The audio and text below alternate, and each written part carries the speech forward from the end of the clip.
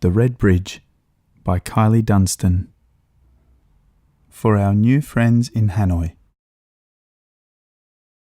Claire had said goodbye to all her favourite people and flown a long way from home.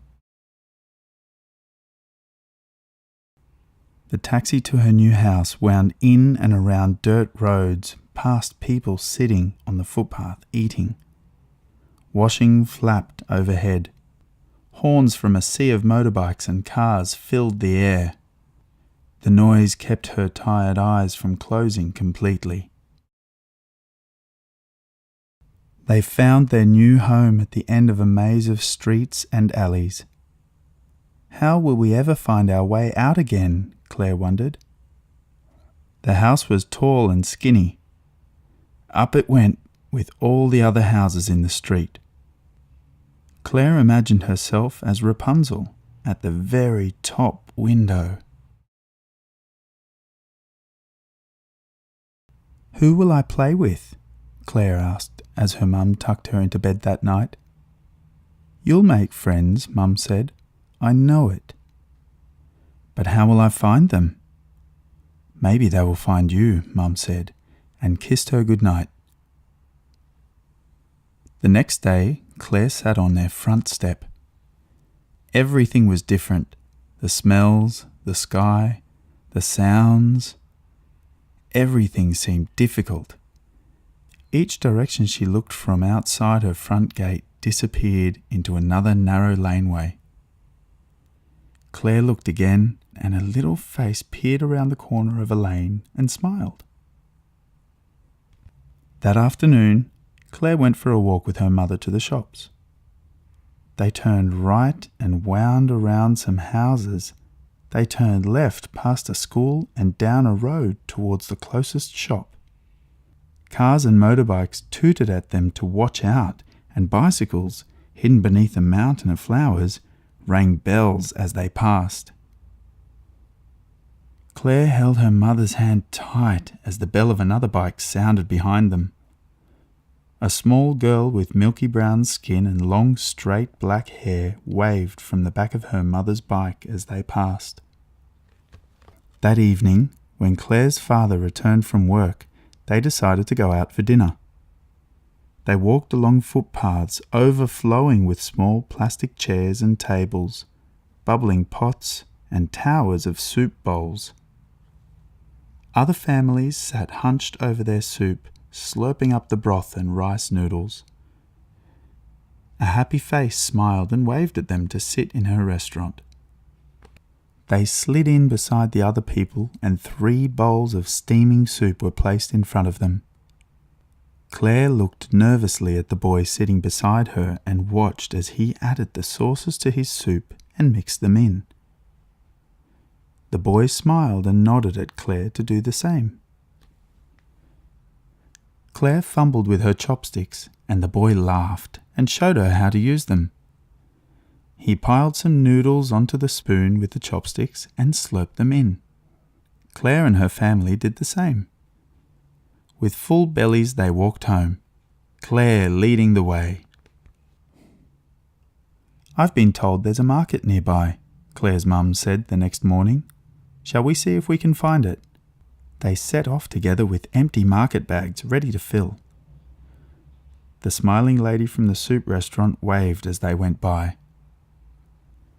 To get to the market, they wound their way through the maze of streets until they heard the sound of hundreds of car and motorbike horns. They were standing on one side of a huge road where motorbikes dodged in and out of cars. The market was on the other side. Claire's eyes widened as she looked at the road they had to cross. Her mum held her hand very tight, and they stepped bravely into the flowing traffic. Motorbikes moved around them, and a magical pathway across the road seemed to appear. They walked steadily across and cheered with relief when they reached the other side. The market was bustling with people. Ladies in conical hats sold fresh fruit and vegetables that Claire had never seen before.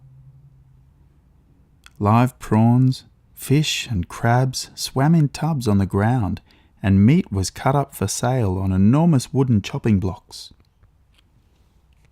Claire's mum bought fresh herbs and greens, strange spiky red fruits, and a duck to cook for their dinner. As they left the market, a girl called out to Claire. "Hello, Xinjiao," she said. Claire recognized her as the girl on the back of her mother's bike. "We are neighbours," said the girl. "Yes," Claire said, smiling. "My name is Claire." "And I am Qiu," said the girl. "See you later," they said together. Soon Claire felt comfortable walking around the streets. She recognized her neighbours and said hello. The smells she had once found strange became delicious. The traffic noise faded into the background, and the sky was just the sky once again. Claire felt so brave in her new world that she decided to explore some of the lanes that had seemed dark and scary only a few days ago. Out the front gate she went, past the pagoda, smiling at the people crouching over their washing and cooking. She explored the maze of streets, alleys, and laneways until she found herself at a dead end. She stopped and turned to go back, but didn't recognize anything. Her heart beat faster as she started to run, turning left and right, then right and left. She ran to the end of a lane. Suddenly, all the tall buildings disappeared. The sky became huge again, and Claire was at the edge of a green lake. Crossing the lake to a small island was a beautiful red wooden bridge. Trying not to cry, Claire headed towards the bridge. As she walked across the bridge, she saw a small girl with long dark hair standing in the middle. "Hello, Xinjiao," said Qiu. "How are you today?"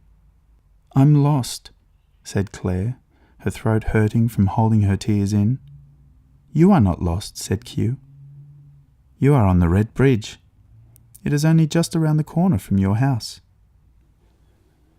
Claire stood with Qiu as they both gazed into the still green water. "This is a good place to be, Claire. Lucky. Maybe today we will see the giant turtle and he will bring us good fortune." Claire saw a ripple spread across the water. "But perhaps he has been already," Qiu continued. Finding a new friend is a very lucky thing.